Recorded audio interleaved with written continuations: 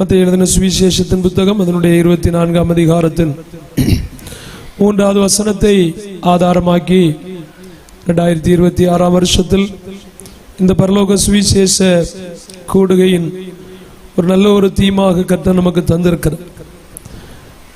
பின்பு அவர் ஒலிவ மலையிலே தனித்திருக்கையில் அவருடைய சீசர்கள் வந்து 3 கேள்விகளை கேட்டார்கள். ஒன்று, இவைகளெல்லாம் எப்பொழுது சம்பவிக்கும்? 2, உம்முடைய வருகையின் அடையாளம் என்ன? 3, உலகத்தின் முடிவின் அடையாளம் என்ன? இவைகளுக்கு ஆண்டவர் உடனடியாகத்தானே அங்கே அநேக விதமான விடைகளை அவர்களுக்கு தாராளமாக ஏராளமாக ஆண்டவர் பகிர்ந்து கொடுத்தார். ஏனென்றால் யாரும் ஒருபோதும் ஒரு நாளும் கேள்விக்காரராக ஆண்டவருக்கு முன்பதாக இருக்க வேண்டும் என்பது தேவனுக்கு விருப்பமில்லை. எல்லாருக்கும் விடை கிடைக்க வேண்டும். விடையற்ற ஜீவியங்கள் நம்மளை இந்த உலகத்தில் தோல்வி உள்ளவர்களாய் மாற்றும் என்பதில் சந்தேகம். எனவே யாருடைய வாழ்க்கையும் தோல்வியை சந்தித்து விடாதபடிக்கு எல்லாருக்கும் விடை கிடைக்க வேண்டும் என்று ஆண்டவர் பல கோணங்களில் இங்கே விடை சொல்லிக் கொடுத்தார். அதை அற்புதமாக ஆவியானவர் நமக்கு சொல்லி தந்து கொண்டிருக்கிறார். ஒரே ஒரு காரியத்தை மீண்டுமாக ஆவியானுடைய சித்தத்தின்படி உங்களுக்கு நினைவுபடுத்துகிறேன். இந்த காரியங்களுக்கு கேட்ட கேள்விகளுக்கு விடையளிக்கும் வண்ணமாக மத்தேயு சுவிசேஷம் அதனுடைய 24ஆம் அதிகாரம் அதனுடைய 32வது வசனத்திலிருந்து வாசிக்கலாம். அத்திமரத்தினால் ஒரு உவமையை கற்றுக்கொள்ளுங்கள். அதிலே இளம் கிளை தோன்றி துளிர் விடும்போது வசந்த காலம் சமீபமாயிற்றென்று அறியுங்கள். அப்படியே இவைகளெல்லாம் நீங்கள் காணும் போது அவர் சமீபமாய் வாசல் அருகே வந்திருக்கிறார் என்று அறியுங்கள். இவைகளெல்லாம் சம்பவிக்கும் முன்னே இந்த சந்ததி ஒளிந்து போகாதென்று மெய்யாகவே உங்களுக்கு நான் சொல்லுகின்றேன். போதுமா ஆண்டவருக்கு மகிமை. அப்போ உம்முடைய வருகையின் அடையாளம் என்ன? இந்த உலகத்தின் முடிவு என்ன? யாரும் எவரும் ஈஸியாக மிகவும் லகுவாக புரிந்து கொள்வதற்காக தேவன் கடினமான காரியங்களை கூட லகுவாக அறிவதற்கு உவமைகளை உதாரணங்களை ஆண்டவர் சொல்லி தந்திருக்கிறார். அப்போ ஒருவரும் ஆண்டவருடைய வருகையை இழந்து போகக்கூடாது என்பதற்காக ஆண்டவர் ஒரு நல்ல உதாரணத்தை சொல்லி இருக்கிறார். அத்தி அப்படி என்று சொல்லுகின்ற ஒரு மரம், அந்த அத்தி மரம் இப்பொழுது சபிக்கப்பட்டதாய், அதாவது அவர் எரிகோவுக்கு போகும்போது ஸ்தோத்திரம் பலனை தேடி பார்த்தார், பலன் இல்லை. அப்போ அந்த அத்தியை மனதார் அவர் என்ன செய்தார்? சபித்தார். அது மறுநாள் காலையில் தானே என்ன செய்து போயிற்று? பட்டு போயிற்று. அத்தி என்பது யூதனுக்கு அடையாளம். இயேசு வந்தது அவர்களுக்கு ரட்சிப்பை கொடுக்க, ஆனால் அவர்கள் ஏற்றுக்கொள்ளவே இல்லை. அன்பரே, இவ்வளவு சௌபாக்கியமான ஆனந்தமான இன்பமான காலங்கள் உங்களை இனியும் சந்திக்கும் என்று ஒரு நாளும் நாம் சொப்பனம் காணவே முடியாது. இப்பொழுது பிரசங்கம் பண்ணி கொண்டிருக்கிற நான் அடுத்த நிமிடத்தில் என்ன சம்பவிக்கும் என்று யாராலும் கணித்து விடவே, யாராலும் சொல்லிவிட முடியாது. அதனால் ஆமென், ரட்சிப்பை தருவதற்காக வந்திருக்கிற இயேசு ரட்சிப்பை நமக்கு அளிப்பதற்கு பதிலாக தயவு செய்து இன்னொன்றை நமக்கு தந்துவிடவே கூடாது. பலனை எதிர்பார்த்தார், பலன் இல்லை. அதனால் அவருடைய வாயிலிருந்து இனி ஒரு நாளும் முன்னில் என்ன உண்டாகாமல் இருப்பதாக அது போயிற்று. அப்படியே அப்ப பட்டு போன அத்தி, அந்த அத்தியை மீண்டும் கொண்டு வந்து ஒரு ஊமையை சொல்லிக் கொடுக்கிறார். அத்தி மரத்தை நீங்கள் பாருங்கள், இந்த அத்தி சீக்கிரமா என்ன செய்யும்? தொழிற்கும்.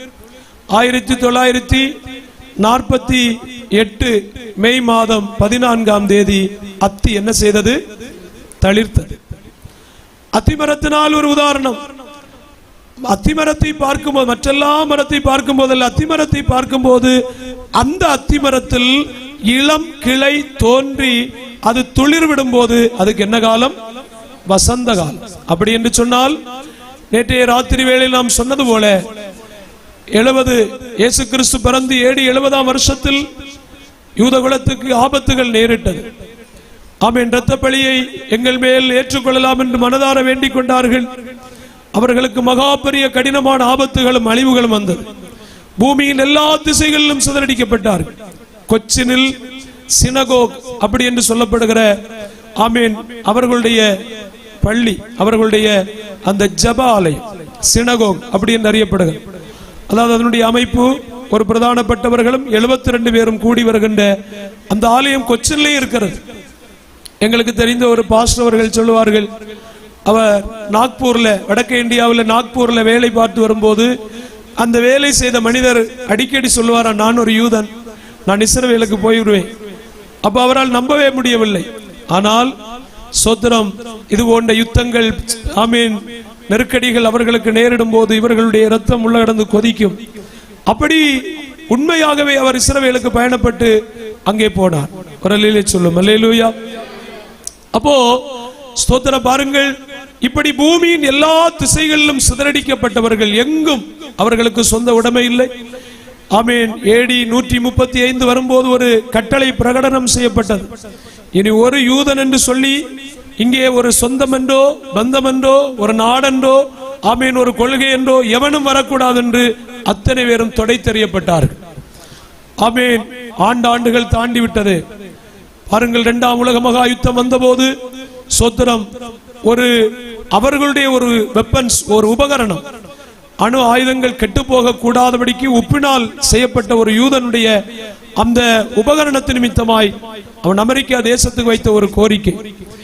ஆமீன். நீங்கள் யுத்தத்தில் ஜெயித்தால் எங்களுக்கு சொந்த நாடு வேண்டும். ஒப்பந்தம் நிறைவேற்றப்பட்டது. ஆமீன். யுத்த தளவாடங்களுக்கு அநேக உதவியாய் இருந்தது. அதுபோல் 2ஆம் உலக மகா யுத்தத்தில் அவர்கள் ஜெயித்த போது 1948 மே மாதம் இஸ்ரவேலுக்கு சுதந்திரம் கொடுக்க வேண்டும். இஸ்ரவேல் ஒரு தனி நாடாக அறிவிக்கப்பட வேண்டும். மேப்பிலிருந்து எடுக்கப்பட்ட நாடு அறிவிக்கப்பட வேண்டும் என்று இஸ்ரவேல் மறுபடியும் வரைபடத்தில் சேர்க்கப்பட்டது.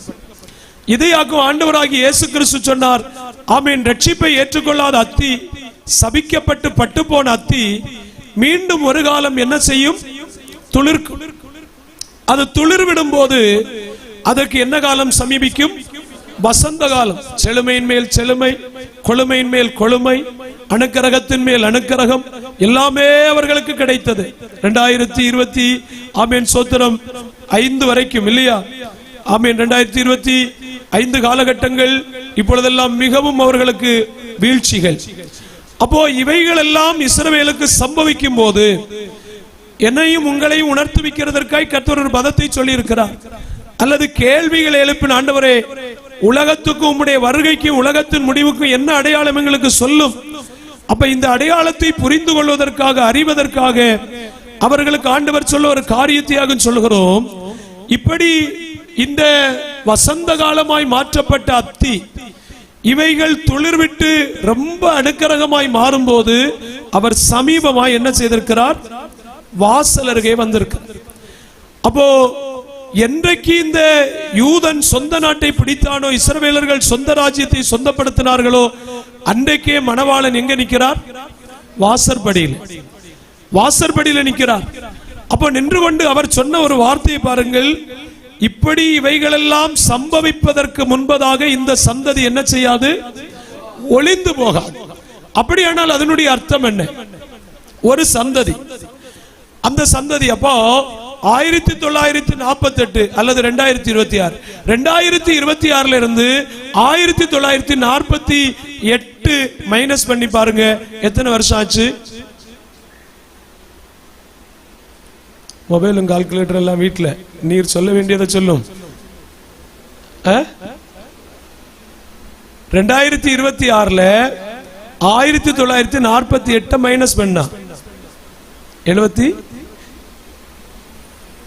முத்தூட்டுக்கு போகணும்னு சொல்றது இதனாலதான். 78 வருஷம். சங்கீத புத்தகம் அதனுடைய 90ஆம் சங்கீதம் 14வது வசனத்தின்படி ஒரு மனிதனுடைய ஆயுசு 70, பலத்தின் மிகுதியினால் 80. இப்ப பலத்தின் மிகுதி, ஆயுசு முடிஞ்சு. ஆயுசு எப்போ முடிஞ்சு? 70 முடிஞ்சு. 70 ஆயுசு முடிஞ்சு. இப்ப பலத்தின் மிகுதி. பலத்தின் மிகுதி என்னது? யுத்தமும் யுத்தத்தின் செய்தி. இனி என்ன யுத்தம் தான், இனி என்னும் வருத்தம் தான், இனி என்னைக்கு சஞ்சலம் தான். என்ன 8 வருஷம் இப்ப எப்படி போயிட்டு இருக்கு? பலத்தின் மிகுதியினால் போயிட்டு இருக்கு. அப்போ ஆயுசு தினத்தை பார்க்கும்போது பலத்தின் மிகுதியை எப்படி கணிக்கிறார் என்று சொன்னால் 80. பலத்தின் மிகுதியினால் 80 ஆனால் இனி வரலாற்று அடிப்படையில் இனி கிரேஸ பற்றி நமக்கு சொல்ல முடியாது, கிருபை எப்படின்னு நமக்கு சொல்ல முடியாது. வரலாற்று அடிப்படையில் இனி எத்தனை காலம், எத்தனை வருஷம், எத்தனை வருஷம்? 2 வருஷம். 2 வருஷம் இருக்கு இல்லையா ஞானஸ்நானம் எடுக்க, பார்த்துக்கலாம். அல்லேலூயா. அதாக்கு முன்னாடி செய்தி கேட்டோம், நினையாத நாளில், இது வரலாறு நான் சொல்லுகிறது, முன்னாடி சொன்னது ஆத்மீகம். அப்ப பாருங்கள், 1948 ஒரு குழந்தை பிறந்திருக்குன்னா, இஸ்ரவேல் மே மாசம் 14ஆம் தேதி சுதந்திரம் அடையும் போது ஒரு குழந்தை பிறந்துன்னு வச்சுக்கிடுங்க. இருக்கிறார்கள் நிறைய வரலாற்றுல. 78 வயசான ஒரு அறிமுகப்படுத்தி இருந்தார் இல்லையா சமீபத்துல, நம்ம எல்லாம் படிச்ச 78 வயசு அவருக்கு. எப்படி அதை கணிச்சாங்கன்னு சொன்னா, சுதந்திரம் பெற்ற போது அந்த குழந்தை என்ன செய்தது? பிறந்து. அந்த ஐயாவுக்கு வயசு எத்தனை? 78. ஆமென். அவர் யூதர்களுடைய கணிப்பு, இந்த வயசானோர் மரிப்பதற்கு முன்பதாக எங்களுடைய யார் வருவார்? மேசியா வந்திருப்பார். அல்லேலூயா. மேசியா வருகிறது, அவர்களை சேர்க்க வருகிறது. மேசியா எதற்கு தெரியுமா? 1000 வருட அரசாட்சியை சேர்ப்பதற்கு. அப்படியானால் மேசியாவை நம்ம பார்க்கணும்னா நம்ம சொந்த கண்ணால் பார்க்க முடியாது, நம்ம மத்திய ஆகாயத்தில் போய் பார்க்க வேண்டியவர்கள். அப்படியானால் வரலாற்று அடிப்படையிலே இனி அதிக காலங்கள் இல்லை. வெறும் எத்தனை வருஷம்? மனுஷனுடைய ஆயுசு எத்தனை? 70. அதவா சோத்திரம். அதாவது 37ஆம் சங்கீதம் 4 மஞ்சள் படிக்கும் போது மனுஷனுடைய ஆயுசு நாட்களை எவ்வளவு ஆக்கினீர்? 4 விரற்கடை அளவு. மொத்தம் ஆயுசு காலம் எத்தனை தெரியுமா? 4 விரல். அதாவது இந்த கையில இருக்கிற ஏற்றவும் நல்ல நீளமுள்ள விரலை எடுங்க, குட்டி விரலை எடுக்காதீங்க. அப்படி எங்களுக்கு கொஞ்சம் ஆசுவாசம் நமக்கு கிடைக்கும். அல்லேலூயா. ஏற்றவும் நீளம் உள்ள விரல் எடுத்து 3 பங்கு அலையுங்க. இது 1, இதுல இருந்து 1 முறை இங்கோட்டு, 2ஆம் முறை இங்கோட்டு, 3ஆம் முறை இங்கோட்டு. அப்ப ஆயுசு காலம் எத்தனை? இப்ப 78 முடிஞ்சு இப்ப எத்தனை இருக்கு சொல்லுங்க, எல்லாரும் சொல்லுங்க பாப்போம். எவ்வளவு இருக்கு? எவ்வளவு இருக்கு? வரலாற்று அடிப்படையில் 1 இன்ச்சு தான் இருக்கு. இன்னும் மனம் திரும்பவில்லை, இன்னும் ஞானஸ்நானம் எடுக்கவில்லை, இன்னும் பரிசுத்த ஆவி பெறவில்லை, இன்னும் கர்த்தருடைய பந்தியில வரவில்லை, இன்னும் ஆமீன் ஆண்டவருக்காக ஊழியத்துக்கு வரவில்லை. வரலாற்றிலே எவ்வளவுதான் இருக்கு? 2 வருஷம். அல்லேலூயா. இத சொல்லிட்டு உடனே சொன்னார், உடனே கீழே படிக்கும் போது உடனே ஒரு வார்த்தையை சொன்னார், நோவா காலத்தில் சம்பவிப்பது போல மனுஷகுமாரன் வரும் நாட்கள் நடக்கும். அது என்ன சம்பவம்? நோவா காலத்தில் என்ன வந்தது? ஜலப்பிரளயம் வந்தது. அவர்கள் எப்படி இருந்தார்கள்? புசித்தார்கள், குடித்தார்கள், பெண் கொண்டார்கள், பெண் கொடுத்தார்கள், விற்றார்கள், கொண்டார்கள், மற்ற எல்லாம். ஜலப்பிரளயம் வந்து எல்லாரையும் வாரிக்கொண்டு போகும் அளவும் அவர்கள் உணராதிருந்தார்கள். இனி 2 வருஷம் இல்ல, அடுத்த நிமிஷம் ஏசப்பா வருகிறார்னு சொன்னாலும் இந்த நிகழ்காலத்தில் உணர்வு உண்டாகிறது கஷ்டம். பாத்தீங்களா? உணர்வு இல்லை. ஆமென். அல்லேலூயா. இனி நம்மளை உணர்த்துவிக்கிறதற்கு என்ன செய்ய வேண்டும் என்பது நமக்கு தெரியாது. ஆனால் இனியாகலும் நம்ம உணர்ந்து தெய்வத்தினுடைய வருகையை நம்ம எதிர்நோக்கி பார்த்தோம்னா ஒரு பெரிய ஜலப்பிரளயம் வரப்போகிறது. மின்னல் முதலாவது அடிக்கும், அதுக்கு பிறகு மேகம் கருக்க தொடங்கும், அதுக்கு பிறகு ஒரு பெருமழை சொரிய தொடங்கும். இந்த மழை பூமியில பெய்யும் போது சபை என்கிறது இங்கே இருக்கக்கூடாது. சபை என்பது மழைக்கு முன்பதாக பேழை அடைக்கப்படணும். மழைக்கு முன்பதாக பேழை அடைக்கப்படும் போது ஆமென் எல்லாரும் பேழைக்குள் அடைக்கப்பட்டார்கள் என்றல்ல, உணர்வோடு இருந்த ஒரு குடும்பம் அந்த பேழைக்குள் போனது. அந்த பேழைக்குள் பிரவேசித்த ஒரு குடும்பமும் ஜலப்பிரளயத்துக்கு பாதுகாக்கப்பட்டது.